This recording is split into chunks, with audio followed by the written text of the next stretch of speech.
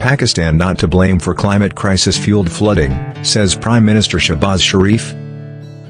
Sharif's climate change minister called the flooding a climate catastrophe and said the South Asian nation was paying the price for Western use of fossil fuels. Pakistan is not to blame for a climate crisis-fueled disaster that has flooded much of the country, the Prime Minister has said, as he made a desperate plea for international help in what he said was the toughest moment in the nation's history. "We are suffering from it, but it is not our fault at all," Shehbaz Sharif told journalists on Tuesday afternoon at a press conference where his climate change minister referred to the flooding as "we are suffering from it, but it is not our fault at all." "We are dealing with a situation I have not seen in my life," Sharif said. More than 1 million houses are damaged or destroyed. 72 districts of Pakistan are in calamity and all 4 corners of Pakistan are underwater and more than 3,500 kilometers, 2,175 miles, of roads have been washed away. Around 1 million animals have died. It is the toughest movement in the history of Pakistan. He has never seen such floods in his life. "Now I say without fear, I have not seen such devastation in my life," he said. It is the toughest movement in the history of Pakistan. He has never seen such floods in his life. "Now I say without fear, I have not seen such devastation in my life." The floods had caused up to $10 billion, £8.5 in damage, he said, adding that there would be transparency on all assistance funds donated. Sherry Rehman, Pakistan's climate change minister, said towns had become oceans and rivers, but, due to climate heating, she expected the country to go straight into a drought in upcoming weeks. Oceans and rivers. Rehman said Pakistan was responsible for less than 1% of global greenhouse gas emissions. "Our footprint is so small. There are countries that have got to become rich on the back of fossil fuels, and let's be honest about this," she said. "Now the time has to come to make a change, and we all have a role to play, but they have a greater role in this climate catastrophe." At the same press conference, Ahsan Iqbal, the Planning and Development Minister, said, "Our footprint is so small. There are countries that have got to become rich on the back of fossil fuels, and let's be honest about this."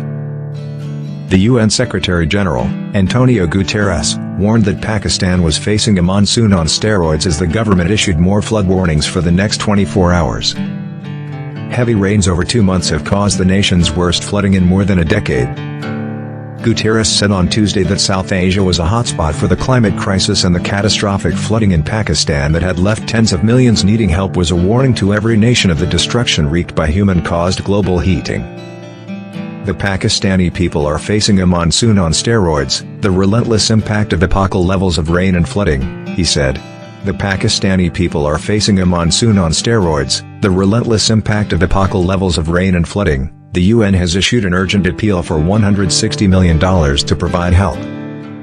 "People living in these climate crisis hotspots are 15 times more likely to die from climate impacts," Guterres said. "As we continue to see more and more extreme weather events around the world, it is outrageous that climate action is being put on the back burner, putting all of us, everywhere, in growing danger." In Pakistan, the Balochistan and Sindh provinces have had more than 4 times the average rainfall of the last 3 decades. Majid Ali Bugio, 30, left his hometown in Sindh with 20 extended family members in the early morning on Monday after they heard of breaches in a nearby embankment. Bugio said by telephone that he had advised his family to go towards Karachi, as many parts of the Dadu and Badin districts were underwater. "We need rations, food, medicines and emergency help from the Sindh government, and the government must help us to vacate. We have been left on our own," he said. "We need rations, food, medicines and emergency help from the Sindh government, and the government must help us to vacate. We have been left on our own." The flash floods have affected more than 33 million people, officials said. The National Disaster Management Authority on Monday said the death toll from the monsoon rains and floods in Pakistan had reached 1,136, with 75 killed in the previous 24 hours.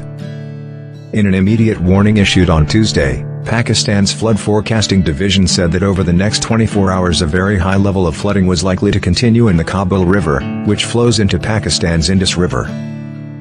The Indus Highway in Sindh was submerged under 2 feet of water. The highway connects Sindh with the Punjab and Balochistan provinces.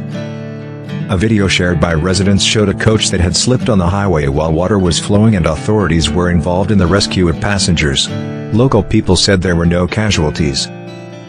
The local media reported a rise in waterborne diseases in Sindh and other parts of Pakistan. In some parts of Sindh there had been a 100% increase in diseases. The flooding has washed away bridges, roads, houses, livestock and people across the country.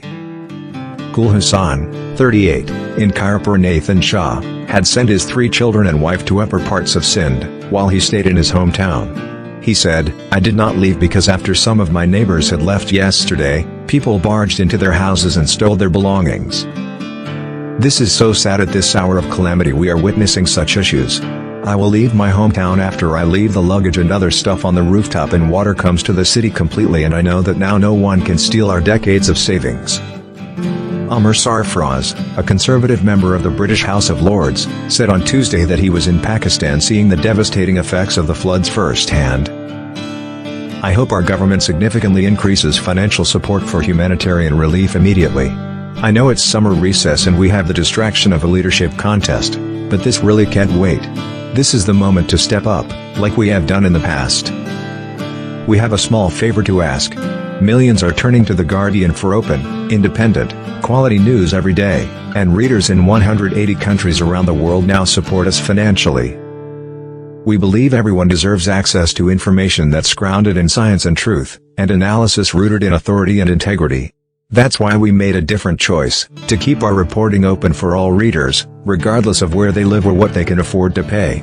This means more people can be better informed, united, and inspired to take meaningful action.